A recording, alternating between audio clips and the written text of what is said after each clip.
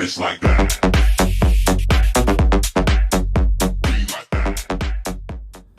What's up, guys? It's Eerie TV here. Today I'm going to be doing a review for you guys today. So I just got off my work shift not too long ago, probably like 45 minutes ago. So I decided to stop at DQ for some ice cream because I was in the mood for it, even though it's like 45 degrees in my area tonight, but I don't care. I eat ice cream any season. So today I'll be reviewing a DQ Blizzard. This is the Coco Brownie Xtreme. Now, this was formerly known as what's called the Chocolate Xtreme.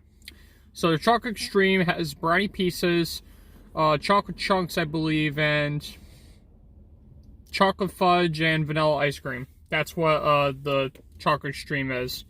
And now it's just called the Coco Brownie Xtreme. I got the mini size, but it's quite expensive for Dairy Queen. I had to pay like $5.90 something or like $5.60 something for a mini. But that's what you expect for chains, though. Chains can be overpriced. But anyways, here we go. Coco Brownie Xtreme from Dairy Queen. With vanilla ice cream.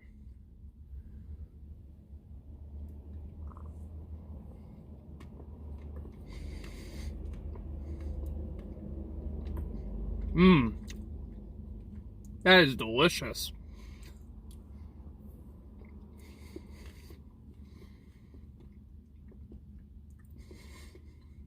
You cannot go wrong with Dairy Queen soft serve.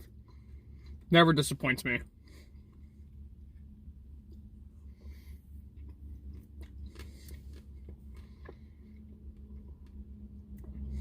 Very good.